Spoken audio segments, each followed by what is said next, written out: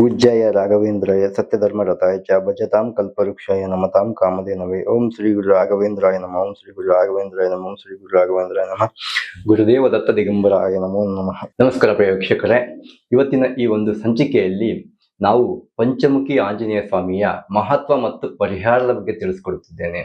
ಪಂಚಮುಖಿ ಆಂಜನೇಯನ ಮೊದಲನೇ ಮುಖ ಪೂರ್ವ ದಿಕ್ಕಿನಲ್ಲಿ ಕಪಿರೂಪದಿಂದ ಪ್ರಜ್ವಲಿಸಿದ ಭಗವಂತ ದರ್ಶನಾಬದ್ಧನಾಗುತ್ತಾನೆ. ಯಾರ ಜೀವನದಲ್ಲಿ ಸದಾ ಶತ್ರುಕಾಟ, ಶತ್ರುಬಾಧೆ, ಹಿತಶತ್ರು ಪೀಡೆ, ಗುಪ್ತ ಶತ್ರು ಪೀಡೆ ಮೊದಲಾದಂತ ಶತ್ರುಗಳಿಂದ ಉಂಟಾಗುವ ನಾನಾ ರೀತಿಯ ತೊಂದರೆಗಳು, ನಿಗ್ರಹಣಗಳು ಮತ್ತೆ ತಾಪತ್ರಗಳಿಂದ ಬಳಲುತ್ತಿದ್ದರೆ ಈ ಕಪಿರೂಪಿ ಆಂಜನೇಯ ಸ್ವಾಮಿಯ ಪೂರ್ವ ದಶೆಯನ್ನು ಪರಿಪಾಲಿಸುವಾಗ ತನ್ನ ಉಸಿರಾಟದಿಂದ ವಿಶಿಷ್ಟವಾದ ಶಬ್ದ ಶಕ್ತಿಯೊಂದು ಪ್ರಕಟವಾಯಿತು. ಅದೇ ಠಮ್ ಎಂಬ ಬೀಜ ಮಂತ್ರ. ಈ ಠಮ್ ಎಂಬ ಬೀಜ ಮಂತ್ರವನ್ನು ನಾವು ಯಾವ ರೀತಿಯಿಂದ ಶ್ರದ್ಧನಾ ಭಕ್ತಿ ರೂಪದಿಂದ ನಾವು ಪಠಿಸಿದ್ದೇ ಆದರೆ ಅದಕ್ಕೆ ಆದಂತ ಕೆಲವೊಂದು ಮುದ್ರೆಗಳಿದೆ.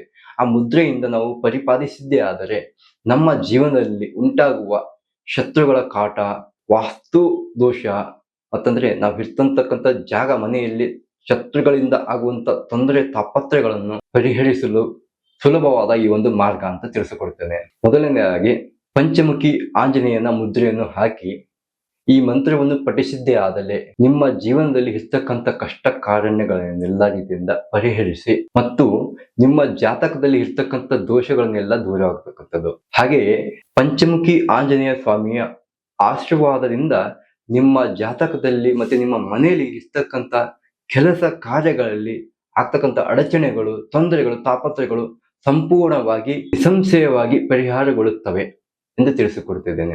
ನೀವು ಇನ್ನು ನಮ್ಮ ಚಾನಲ್ಗೆ ಸಬ್ಸ್ಕ್ರೈಬ್ ಆಗಿಲ್ಲ ಅಂದ್ರೆ ಈ ಕೂಡಲೇ ಸಬ್ಸ್ಕ್ರೈಬ್ ಮಾಡಿ, ಶೇರ್ ಮಾಡಿ, ಲೈಕ್ ಮಾಡಿ. ಇನ್ನು ಹೆಚ್ಚಿನ ಮಾಹಿತಿಗೆ ನಮ್ಮ ಚಾನಲ್ ಅನ್ನು ಸಂಪರ್ಕ ಮಾಡಿ. ನಮಸ್ಕಾರ.